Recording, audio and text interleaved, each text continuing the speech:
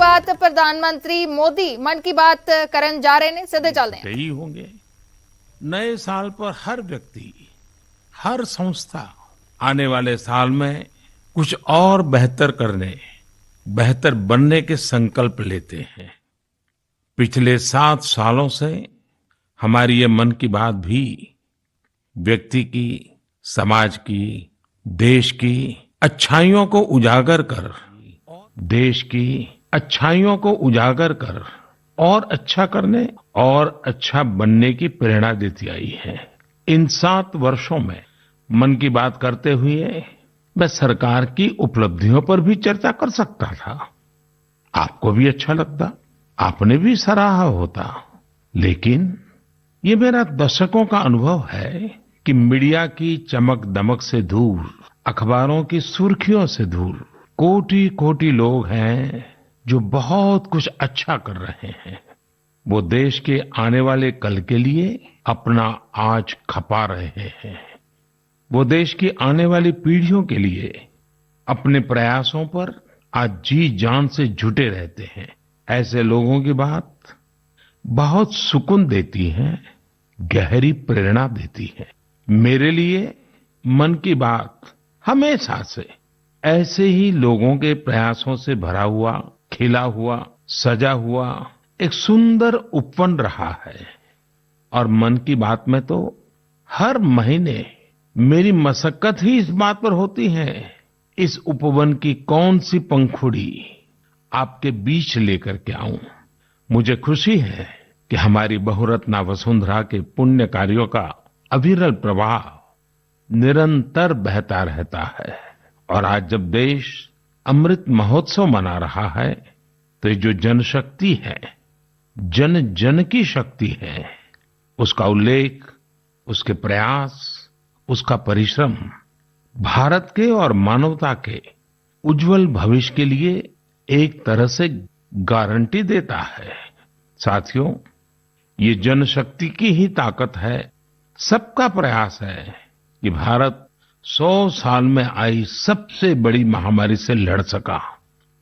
हम हर मुश्किल समय में एक दूसरे के साथ एक परिवार की तरह खड़े रहे।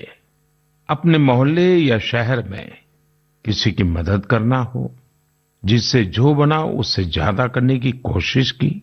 आज विश्व में वैक्सीनेशन के जो आंकड़े हैं, उनकी तुलना भारत से करें तो लगता है कि देश ने कितना अभूतपूर्व काम किया है, कितना बड़ा लक्ष्य हासिल किया है। वैक्सीन की 140 करोड़ डोज के पड़ाव को पार करना प्रत्येक भारतवासी की अपनी उपलब्धि है। ये प्रत्येक भारतीय का व्यवस्था पर भरोसा दिखाता है, विज्ञान पर भरोसा दिखाता है, वैज्ञानिकों पर भरोसा दिखाता है और समाज के प्रति अपने दायित्वों को निभा रहे हम भारतीयों की इच्छा शक्ति का प्रमाण भी है। लेकिन साथियों, हमें ये भी ध्यान रखना है कि कोरोना का एक नया वेरिएंट दस्तक दे चुका है। पिछले 2 वर्षों का हमारा अनुभव है कि इस वैश्विक महामारी को परास्त करने के लिए एक नागरिक के तौर पर हमारा खुद का प्रयास बहुत महत्वपूर्ण है। ये जो नया ओमिक्रॉन वेरिएंट आया है, उसका अध्ययन हमारे वैज्ञानिक लगातार कर रहे हैं। हर रोज नया डेटा उन्हें मिल रहा है, उनके सुझावों पर काम हो रहा है। ऐसे में स्वयं की सजगता, स्वयं का अनुशासन कोरोना के इस वेरिएंट के खिलाफ देश की बहुत बड़ी शक्ति है। हमारी सामूहिक शक्ति ही कोरोना को परास्त करेगी। इसी दायित्व बोध के साथ हमें 2022 में प्रवेश करना है।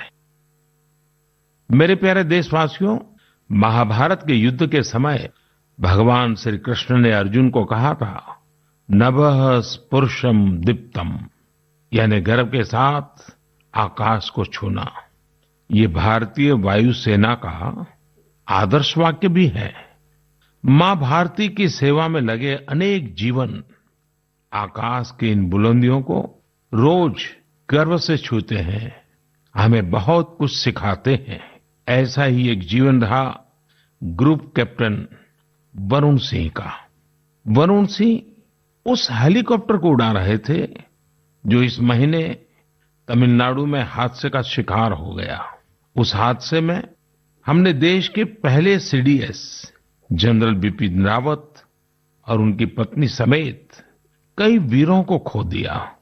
वरुण सिंह भी मौत से कई दिन तक जाबाजी से लड़े, लेकिन फिर वो भी हमें छोड़कर चले गए। वरुण जब अस्पताल में थे, उस समय मैंने सोशल मीडिया पर कुछ ऐसा देखा जो मेरे हृदय को छू गया। इस साल अगस्त में ही उन्हें शौर्य चक्र दिया गया था। इस सम्मान के बाद उन्होंने अपने स्कूल के प्रिंसिपल को एक चिट्ठी लिखी थी। इस चिट्ठी को पढ़कर मेरे मन में पहला विचार यही आया कि सफलता के शीर्ष पर पहुंचकर भी वे जड़ों को सींचना नहीं भूले। दूसरा कि जब उनके पास सेलिब्रेट करने का समय था तो उन्होंने आने वाली पीढ़ियों की चिंता की। वो चाहते थे कि जिस स्कूल में वो पढ़े वहां के विद्यार्थियों की जिंदगी भी एक सेलिब्रेशन बने। अपने पत्र में वरुण सिंह जी ने अपने पराक्रम का बखान नहीं किया, बल्कि अपनी असफलताओं की बात की। कैसे उन्होंने अपनी कमियों को काबिलियत में बदला, इसकी बात की। इस पत्र में एक जगह उन्होंने लिखा है, it is okay to be mediocre, not everyone will excel at school and not everyone will be able to score in the 90s. If you do, it is an amazing achievement and must be applauded. However, if you don't think that you are meant to be mediocre. You may be mediocre in school, but it is by no means a measure of things to come in life. Find your calling. It could be art, music, graphic design, literature, etc. Whatever you work towards, be dedicated, do your best. Never go to bed thinking, I could have put in more efforts. साथियों, औसत से असाधारण बनने का उन्होंने जो मंत्र दिया है, वो भी उतना ही महत्वपूर्ण है। इसी पत्र में वरुण सिंह ने लिखा है, never lose hope, never think that you cannot be good at what you want to be. It will not come easy. It will take sacrifice of time and comfort. I was mediocre and today I have reached difficult milestone in my career. Do not think that 12th board marks decide what you are capable of achieving in life. Believe in yourself and work towards it. Varun ने लिखा था कि अगर वो एक भी student को प्रेरणा दे सके तो ये भी बहुत होगा। लेकिन आज मैं कहना चाहूंगा, उन्होंने पूरे देश को प्रेरित किया है। उनका लेटर भले ही केवल स्टूडेंट से बात करता हो, लेकिन उन्होंने हमारे पूरे समाज को संदेश दिया है। साथियों, हर साल मैं ऐसे ही विषयों पर विद्यार्थियों के साथ परीक्षा पर चर्चा करता हूं। इस साल भी एग्जाम से पहले मैं स्टूडेंट्स के साथ चर्चा करने की प्लानिंग कर रहा हूं। इस कार्यक्रम के लिए 2 दिन बाद 28 दिसंबर से mygov.in पर रजिस्ट्रेशन भी शुरू होने जा रहा है। ये रजिस्ट्रेशन 28 दिसंबर से 20 जनवरी तक चलेगा। इसके लिए क्लास 9 से 12 तक के स्टूडेंट्स, टीचर्स और पेरेंट्स के लिए ऑनलाइन कंपटीशन भी आयोजित होगा। मैं चाहूंगा कि आप सब इसमें जरूर हिस्सा लें। आपसे मुलाकात करने का मौका मिलेगा। हम सब मिलकर परीक्षा, करियर, सफलता और विद्यार्थी जीवन से जुड़े अनेक पहलुओं पर मंथन करेंगे। मेरे प्यारे देशवासियों, मन की बात में अब मैं आपको कुछ सुनाने जा रहा हूं जो सरहद के पार कहीं बहुत दूर से आई है। ये आपको आनंदित भी करेंगी और हैरान भी कर देंगी। वन्दे मातरम् वन्दे मातरम्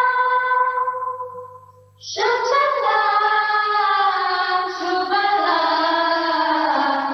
मलयजशीतलां शास्त्रे श्यामलां मातरम् वन्दे मातरम् शुभ्रे ज्योत्स्ना फलकितयामिनी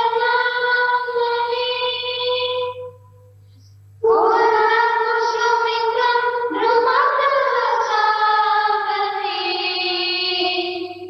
सुहासिनी सुमधुरभाषिणी शुभदं वरदं मातरम् वन्दे मातरम् वन्दे मातरम्। मुझे पूरा विश्वास है कि ये सुनकर आपको बहुत अच्छा लगा होगा, गर्व की अनुभूति हुई होगी। वंदे मातरम में जो भाव निहित है वो हमें गर्व और जोश से भर देता है। साथियों, आप ये जरूर सोच रहे होंगे कि आखिर ये खूबसूरत वीडियो कहाँ का है, किस देश से आया है। इसका जवाब आपकी हैरानी और बढ़ा देगा। वंदे मातरम प्रस्तुत करने वाले ये स्टूडेंट्स ग्रीस के हैं। वहां वे इलिया के हाई स्कूल में पढ़ाई करते हैं।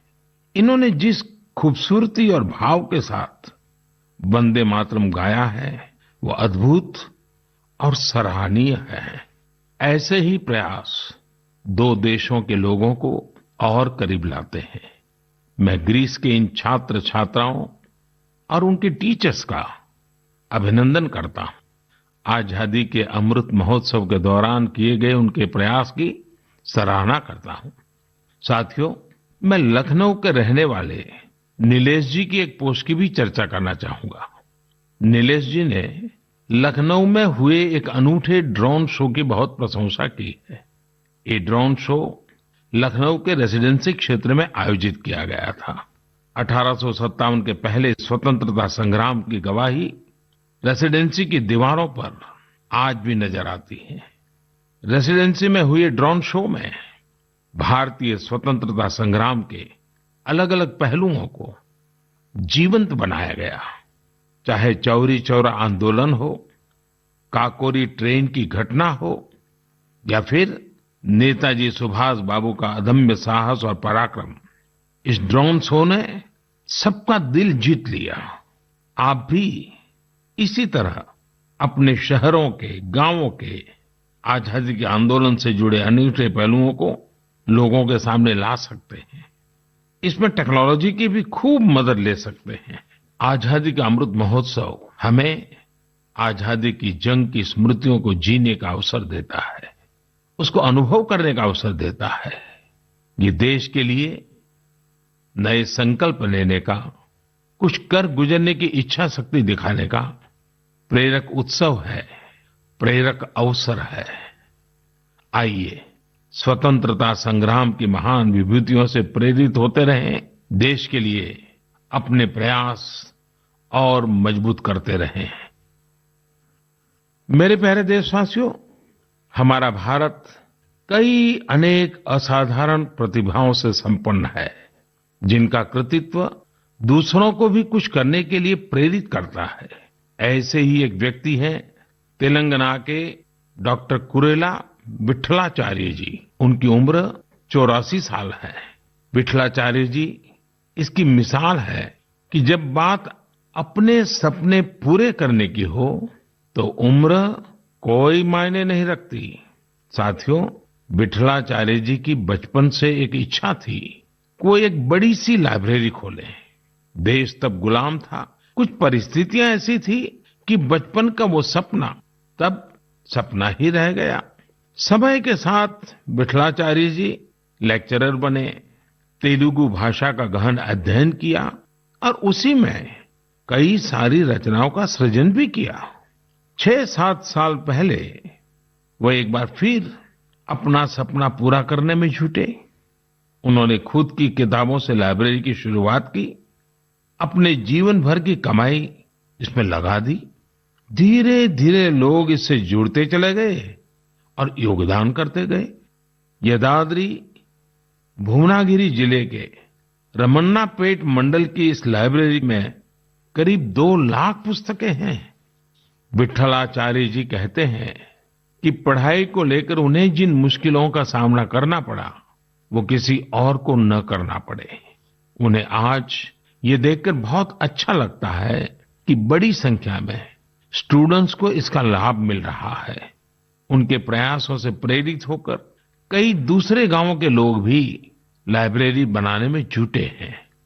साथियों, किताबें सिर्फ ज्ञान ही नहीं देती, बल्कि व्यक्तित्व भी संवारती हैं, जीवन को भी गढ़ती हैं। किताबें पढ़ने का शौक एक अद्भुत संतोष देता है।